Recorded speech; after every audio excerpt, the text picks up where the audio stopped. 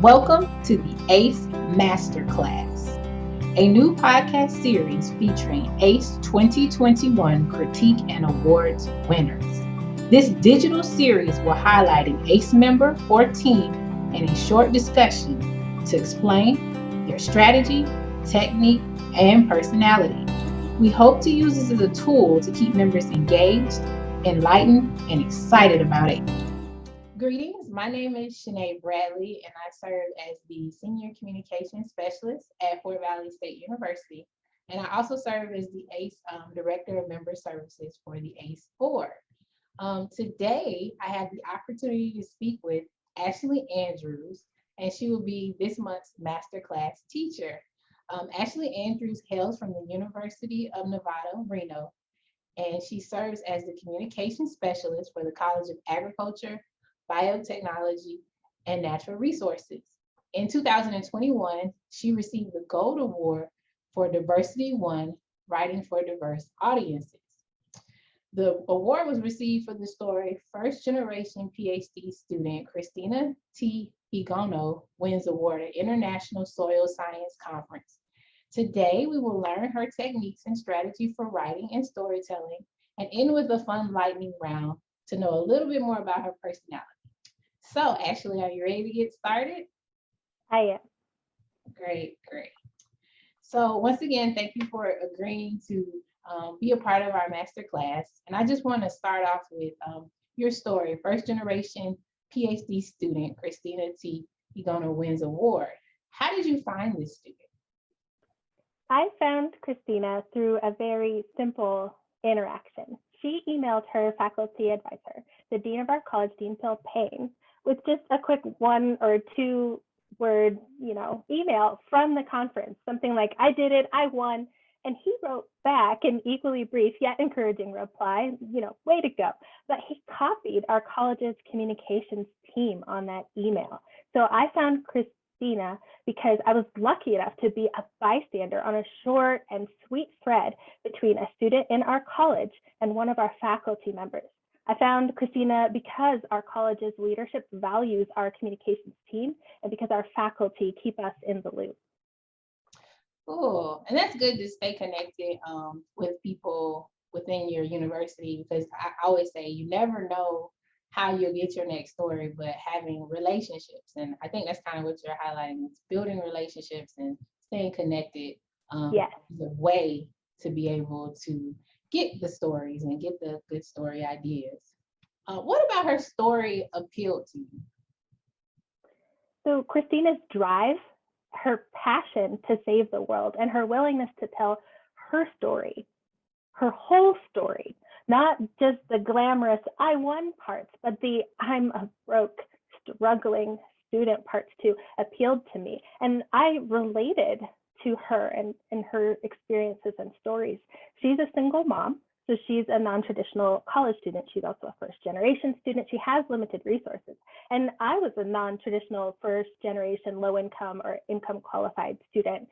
I honestly went to college because I didn't want to be homeless, and I knew if I went to college, I could live in the dorm. So I related to the struggles that she's gone through. She's me, and that just appealed to me. And additionally, she's a woman of color in science and an international student in a country that doesn't value that the way it should. Her success speaks to her as a person, not to the institutions that were designed to fail her. And that person I wanted to get to know. So I was just awestruck by Christina, and that appealed to me.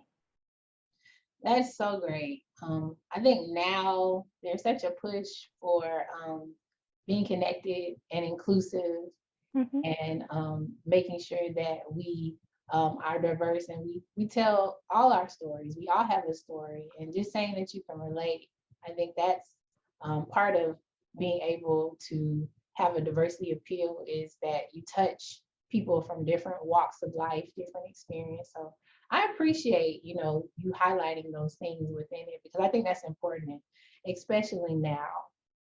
So it's not something, go ahead. I was just going to mention, it's not something we do very often, and that's not a positive thing.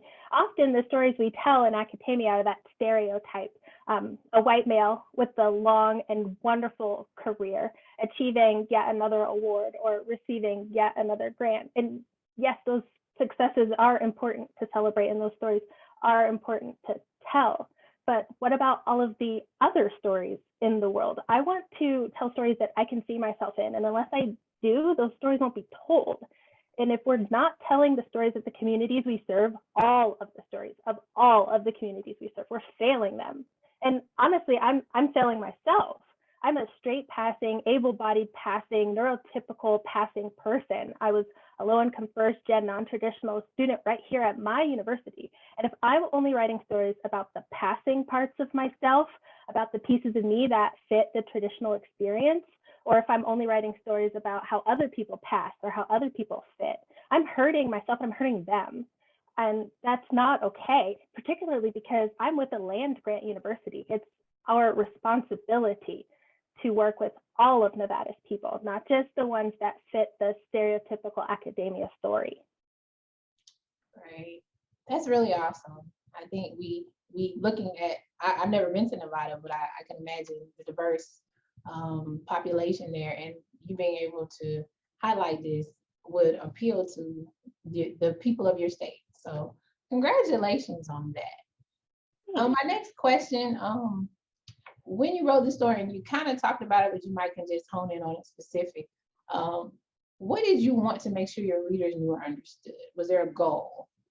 Yes, I wanted readers to know and understand the everyday student experience, the broke, I'm working a campus job because I have to experience, that I'm going to class every day and doing homework and research every day because that's what you do day after day, year after year for 4 years to earn your degree experience. I wanted to show folks that ordinary experience of working alongside professors who care and who make a difference in your life and help you to not just succeed, but to find your passion. It's not a glamorous story or a fairy tale, but it's a life-improving and world-improving story. It's raw and hard work, but it's real. And that realness matters. It helps students to see themselves here at our college and in our university, more so than some like overly polished ad campaign does. It's that 4-star Amazon review that you believe on a product, so you make the purchase, instead of all those fake 5-star ones that you know the seller bought or bribed somehow or had their mom write, right? Those stories, sometimes we don't let ourselves be that vulnerable or let ourselves show all the flaws, and we get a little too intense in our advertising, our marketing, and our photoshopping. And I just wanted not to do that in this story. That's great. And that just to me shows authenticity. Something I've heard many leaders talk about how important it is to just be honest and tell the truth, and share that because it can inspire someone else. What techniques or processes did you implement in interviewing or writing to capture the voice of the subject, which would be okay. I kind of got a disclaimer here. I enjoy writing and I want to do more of it, right? But it's not in my job jar. And I only have 1 semester of training in journalism, writing, and interviewing. So I'm not very experienced and I'm not supposed to be doing this, right? But this is something I want to do, and I'm able to do it to have fun and in a way that doesn't interfere with my job responsibilities by doing it on my own time. So some of these techniques are gonna maybe sound weird because I have no idea what I'm doing. I'm just doing it anyway because I enjoy it and because that will help me to develop the skills that I will need to transition into a more writing focused role in the future. So, small disclaimer there that what's about to come out my face might be weird. My technique was to talk to Christina and share with her some questions that she could choose to answer. And I gave her the guidance that she focus on answering the questions that resonate with her, the questions that share her story the best. And I told her to leave the rest unanswered. She guided the story. I didn't. I didn't pick the parts of her life, her experiences, and her research that I thought were worth telling. Like I didn't go straight to say how awesome our college is, right? I got out of the way. She picked the parts of the story, the parts of her and her life and her experiences and her research that needed to be told. And I wasn't afraid to leave anything that she put out there in there. I didn't take out the part of the story where she said she only got a job in a campus soil lab as a student because she needed to make some money. That, somebody might be like, oh, I don't want to put that in there. I want something to say like, I got a job with that researcher because they are outstanding in their field and I wanted to be on the cutting edge of this technology and, all of the marketing type things that you want them to say, right? I left the unmarketing thing in there. I did it because I was broke. And by leaving that in, we then got to hear about how doing it because she was broke revealed her passion and was like a place for awesome faculty and peer relationships to happen that changed her life. And that's powerful. We got to hear about how her doing this work is going to save our world. And that if she wasn't doing this work, we wouldn't be saved. That's amazing. And it happened because I didn't try to control somebody else's story, because I didn't edit somebody else's experiences into an ad campaign. I just let it be. I think that's awesome, because that's what journalists do. they let you tell the truth. I mean, and that's the gatekeeping part of it. You allow them to express and share and be authentic. And I believe it was great, even though you say you only had one semester of journalism. It was a good semester, and it allows you to win a gold award with a prestigious organization like ACE. So I say you did a great job, and congratulations to that. And also, I think you're letting people know that, sometimes your crazy idea or your unique idea is valuable and needed, and it produces a great piece in the end. So I think it worked for you, and I think it'll be inspirational to our members to hear that maybe that idea that's not the standard might be what direction you need to take. So I think that's a great thing to include. It's worth giving it a try. And I entered in ACE last year as well and got the silver award in this category. So it's even worth giving it a try more than once, because you will improve on your crazy ideas as you go. Cool. Awesome. So where was this story actually published, and what type of responses or feedback did you receive once the story was published? So this story was meant to be just published on our college's internal news web page. It wasn't meant to go anywhere, because I'm technically not a member of the content team that writes stories that go everywhere. My role is web and social. So, it was going to go on the web. Yeah. But that's not what ended up happening. Okay. The university got a hold of it, and they ran it on their news website. They put it on the homepage of the university's website. They put it on Faces of the Pack campaign that they were running. They included it in the next view book for our university. They put it in an email newsletter and sent it out to everybody. Our college also put it in an email newsletter and sent it out to all of our constituents. And then from there, agencies started grabbing a hold of it. Folks that had funded Christina's work or who had given her travel grants to attend training that helped this work to be possible. Partners whose land she used or whose brains she picked, they started running it on their websites and in their newsletters. Mainstream news picked it up. We got a couple news outlets. Just went everywhere, further than I had anticipated. And the responses and the feedback were very positive. Folks were happy to see a woman in science. It got picked up as part of the university's Women in Science campaign 2 years in a row. Okay. Why not reuse what content we have, right? So both marches. It just was amazing to see what happens when you put it out there and try new things and get cross-trained and learn something that's maybe outside of your main skill set. Oh, that's cool. And I'm sure, like you said, you didn't even know it would go that far. No, I had no clue. But I think that's how it works. When you do something well, you never know how far it'll expand. So I just think it's awesome each way you look at it. You didn't expect it, but it went far. And to know, it touched so many areas, women in science, you got to express how first generation college students, their experience, even trying something new, just being authentic in the story writing. So I think all of that is awesome. And I say just continue to do that. And not being a part of the original writing team shouldn't matter. They might just go ahead and induct you in since you did such a great job with this. I would enjoy that. Cool. Someday. I'll just keep trying until it happens. So what were you able to learn from the Critique and Awards program that benefits you in your profession? So the Critique and Awards program is such an educational program for entering, because when you submit an entry, you're asked a ton of questions. So it helps you to slow down and think about your project.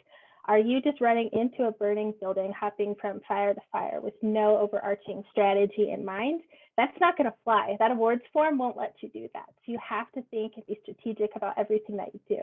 And by slowing you down that way, your work is magnified. So even just the application process becomes highly educational. And then when you apply, you also get back feedback from your peers. They fill out a rubric and grade you. And sometimes you get back just the grade, but that's okay, because that's enough to learn from too. In the writing category, there's like 3 different parts that they grade with points for each part. I got a perfect score on one part, but on one part I didn't. So now I know, okay, I need to focus more in that aspect of my writing so that I can become a more powerful storyteller, so that I can achieve my goals and the goals of my college and my university. And that guidance is powerful. It's career improving. And then sometimes on those evaluation forms, you'll get somebody that you must have just caught at a moment when they had time. And I know all of us are like understaffed and under-resourced, and finding that time is so hard. But sometimes you catch somebody right in that beautiful pocket of time that they can spend with you, and they just pour out all of their passion on that page, almost becoming a mentor to you through their writing to you. On my Gold Award for Web, that person sent me a 5-paragraph essay on how I could improve, and on which parts of my design I did well and how I should celebrate them. And having that eye for detail, that external feedback, is beautiful. It changes everything that I do, and it makes me better. And like I mentioned before, I entered last year and got a silver, and I entered this year and got a gold.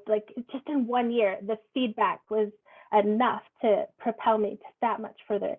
And I'm so excited to continue to apply and to continue to learn in the future.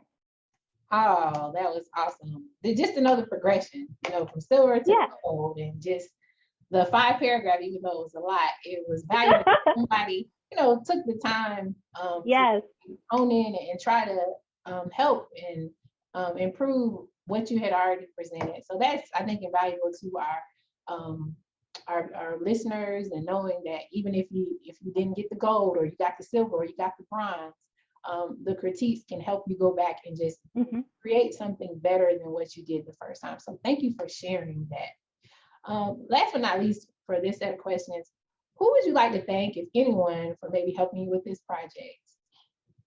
I would love to thank Christina for putting herself out there, for being willing to share her story, and all of her, even the rough parts, was a very brave thing to do. And for the work that she is doing to literally save our planet. I am indebted to you for the opportunity to get to know you, to learn from your experiences and your research, to tell your story, and the benefit for how you're making our world a better place. And I also want to thank the leadership of my college, because they have set up a culture in which communicating is important, that we talk to one another, that we share our successes and our failures with each other, that we loop in the communications team. Without leadership that appreciates the functions of marketing and communications, the ability of the organization to achieve its mission is seriously damaged, and our college isn't suffering from that obstacle. We have other obstacles for sure. Our budget is a little small, right? But because our leadership values communications, they've removed as many barriers as they can to our success. And that's so important and so powerful. And I love that our dean modeled the behavior of how to interact and encourage students, even when they're struggling, and how to celebrate their victories, and how to communicate them with the communications team. It's super easy. Just add us in as a CC on an email. We'll get the hint and we'll run with it. But if you forget us, that story never gets told. I'm so, so grateful to Christina and to the leadership of our college for just being them. Well, thank you for sharing that. And we're grateful to have you to share your experience. So we appreciate it. So moving forward in our podcast, one of the things we like to do is not just get to know the technical side and some of the things that you do on your day-to-day, but kind of get to know your personality a little bit better. And I think this is an icebreaker for when you get to a conference and you want to connect with membership, but they may kind of already know something about you or y'all may relate in some way. So we're going to get started with our lightning round. And I just hope that you share your interest and we'll get started. So what is your favorite vacation spot? Okay, so I'm gonna be a terrible interviewee and totally go off the rails here. But something that you said just stuck in my mind. You talked about the tech side. And I want to just mention that when I wrote Christina's story and when I put it online, I made it accessible for people with disabilities. And that's an important part of diversity that's not always celebrated. I wrote the article in plain language. I didn't use jargon or acronyms. I used headings to break up the sections so people can skim. They don't have to have like amazingly powerful cognitive resources available to them that day. They can get through the story with what they have. I ensured the images have alt text and captions that don't repeat what the alt text said. All my headings are used in order. I made that webpage experienceable for everyone, not just for people who are able-bodied. And I got into the code side a little bit to make that happen and to make it shareable on social media so that the previews pull appropriately, just to make it a more inclusive article beyond the diversity and inclusion that we celebrate in Christina. We're also celebrating some diversity and inclusion on our website that's fully accessible for people with disabilities that allows everyone to experience content there. So when you mentioned tech side, that just popped into my brain. But I'll get back on topic now, I promise. Oh, well, thank you for sharing that. You know, either way, I think it's good that you included that because people need to know that we have to make sure that our content is available to all audiences and we do the steps that we need to make that happen. So no worries there. So favorite vacation spot. Yeah. I kind of have two. So there's two parts to me, I guess, and it kind of relates back to everything I've been saying in the story. There's like the glamorous part, right? And the glamorous part, she likes to go to Monterey, visit the beach, get a massage, just feel the wind in her hair and smell the salty sea air and just feel free, right? And that's beautiful. So that's one of my favorite vacation spots. But I'm also a very unglamorous person. Well, I will just go into the wilderness unwashed for a week, sleeping with as few layers between me and the stars as possible. So maybe taking off the rain fly off my tent or sleeping without a tent at all and just look up into the sky. And for that sort of vacation, that's right here in my backyard. Like working at University of Nevada, Reno, so awesome because we are super close to Tahoe and the Desolation Wilderness. We have the Pacific Crest Trail and the Tahoe Rim Trail right in our backyard. So one of my favorite vacation spots is to just put on a backpack with everything that I need for a week, food, water, everything, and just wander off. That's really adventurous. I love it. I can kind of see you doing that now that I'm, talking to you and getting to know your personality. I can see you being that adventurous and just taking the risk. I mean, going out and exploring. So that's really neat. What's your favorite ice cream flavor? Halo Top is the brand, and I like the chocolate mocha chip flavors. Okay, cool. Chocolate, I like chocolate too. Anything chocolate is good. What's the most recent show that you binge watched? And there's so many, so. Right. I just started watching The Department, and it's cracking me up because I'm mapping the characters that I'm seeing in this show to people in my real life. Working in academia, that show is so about us. So that's the latest thing I've binge watching. It's good. Okay, and is that like on Netflix or? Yeah, it's on Netflix. Okay, I might have to check that one out. That's one I haven't actually watched. So cool. It's awesome. What is your fondest childhood memory? When I was a kid, my dad would take us fishing, and I really enjoyed that. Not that I actually did any fishing, really. I would just explore the areas around the lake And there would be this really steep part that I would just slide down on my butt to get all the way to the bottom. And I'd come home with my pants covered in red dirt, which would enrage my mother to no end. But being outside and with my family and exploring just really spoke to my soul, and I enjoyed that. That's interesting you said that. My dad likes to fish too. And I actually go still fishing with him now. As a kid, I think I was doing kind of the same thing you were doing. I wasn't really fishing. I was just there enjoying the atmosphere, but it's a very relaxing activity. So I can understand that. What's one thing most people don't know about you? I don't know if there's anything people don't know about me, because I don't know if you've noticed this, I have no filter. Like, stuff just comes out my face. There's a horrible joke about how do you know if somebody's vegan? It's like, haha, they'll tell you. I feel like that's me. I tell you all my veganness, right? I tell you that I like going outside and I like going to Monterey and that I value diversity and that I have diversity in me that I want to celebrate, and I don't really hide anything. I'm sure my coworkers don't want to hear yet another gym story, because it's like my favorite place to go. So I can't even say, oh, people don't know that I'm a power lifter. No, they know. Well, we didn't know that. So that's one thing that our ACE member will probably, when they see you, like, oh, okay, she power lifts. That's something that we didn't know. So that's something to share. So cool. And last but not least, well, no, this isn't last actually. What's a motto you live by? So there's a couple. One of my favorite brands is Women Who Power Lift, and their motto is uplift and lift heavy. And I like that focus on uplifting the community, uplifting yourself, and then like pushing your physical goals to lift heavy.